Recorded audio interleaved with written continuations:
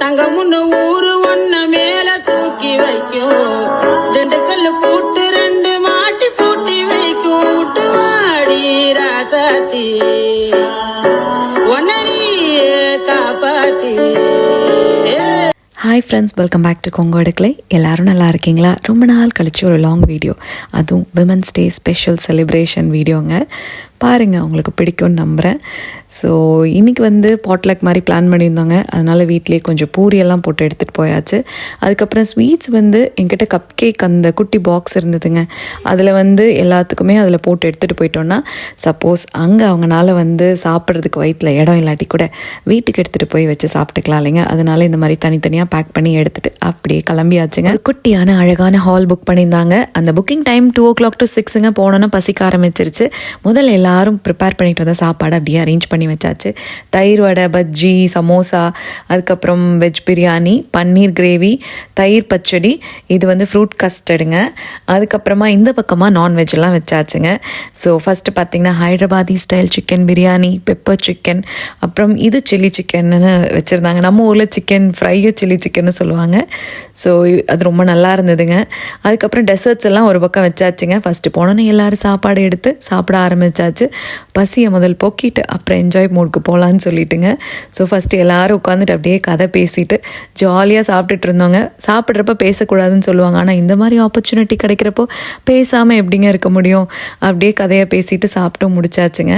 அதுக்கப்புறம் ஒரு கேமாக இந்த யூடியூப்லாம் பார்த்து எடுத்துகிட்டு வந்திருந்தாங்க. ஸோ இது இந்த பாட்டிலுக்குள்ளே ஸ்ட்ரா போடணுங்க. எப்படின்னா அப்படியே ஒரு 5 சுற்று சுற்றிட்டு நம்ம ஃபோனில் ஃப்ரண்ட் கேமரா ஆனில் வச்சுட்டு அந்த பாட்டில் தெரியுதான்னு பார்த்து போடணுங்க. ஈஸியோ நினச்சிட்டேன், டெய்லி நம்ம வீடியோ எடுக்கிறோம்ல, ஈஸின்னு நினச்சிட்டேங்க. ஆனால் இல்லை. ஸோ நம்ம இங்கே பார்க்குறது அங்கே தெரியறது இல்லை, நம்ம வைக்கிறது வேறு இடமா இருக்குது. ஸோ ரொம்ப கஷ்டமாக தான் இருந்தது. அந்த கேமில் ஒரு ஃபஸ்ட்டு 3 வின்னர் செலக்ட் பண்ணாங்க. அடுத்த கேம் பார்த்திங்கன்னா கிராப் த கிளாஸ்.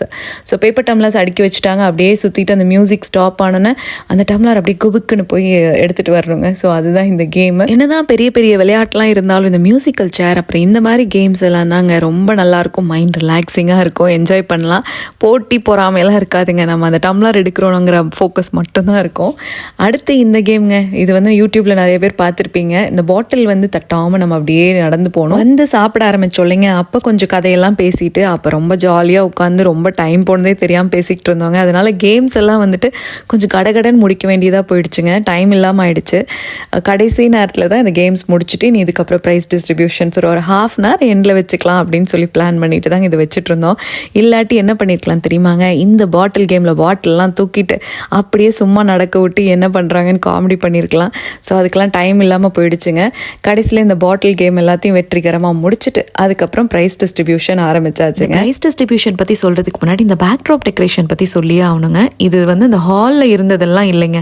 இது ஒருத்தங்க ஹேண்டியாக எல்லா இடத்துக்கும் எடுத்துகிட்டு போகிற மாதிரி ஒரு செட்டப்பை வச்சுருக்கிறாங்க. ஸோ அதை எடுத்துகிட்டு நாங்களே எங்களுக்கு தெரிஞ்ச டிசைன்லாம் ஏதோ பண்ணி ஒரு டெக்கரேஷனை உருவாக்கியிருக்கிறோங்க.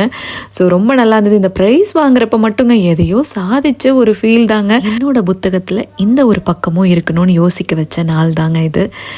எல்லா நாளும் ஓடிட்டே இருக்கணும்ன்ட்டு இல்லைங்க, ஒரு நாள் கூட வேண்டாம், ஒரு 4 மணி நேரம் இந்த மாதிரி நீங்கள் ரிலாக்ஸிங்காக இருந்துட்டு போனோன்னா அந்த வருஷத்தையே இதை நினச்சி ரொம்ப சந்தோஷப்பட்டு ஓட்டிடலாங்க. ஸோ அவ்வளோ திருப்தியான நாளாக அமைஞ்சது. வீட்டுக்கு கிஃப்டெல்லாம் ஓப்பன் பண்ணாமல் இருப்போமாங்க. ஸோ கிஃப்ட்ஸ் கொடுத்தது பார்த்திங்கன்னா பாடி ஸ்க்ரப், பாடி ஸ்ப்ரே, அப்புறம் இந்த ஷால் ரிட்டன் கிஃப்டாக கொடுத்தாங்க. அப்புறம் சீசனிங் பாட்டிலும் கொடுத்துருந்தாங்க. ஸோ இந்த வீடியோவை நீங்களும் பார்த்து நாங்கள் எப்படி அங்கே என்ஜாய் பண்ணமோ அதே மாதிரி என்ஜாய் பண்ணியிருப்பீங்கன்னு நம்புறேன். 2026 விமன்ஸ் டேவை எனக்கு ரொம்ப ஸ்பெஷல் ஆக்குன இந்த அழகான பெண்களுக்கு என்னோட மனமார்ந்த நன்றிங்க. தேங்க்ஸ் ஃபார் வாட்சிங்.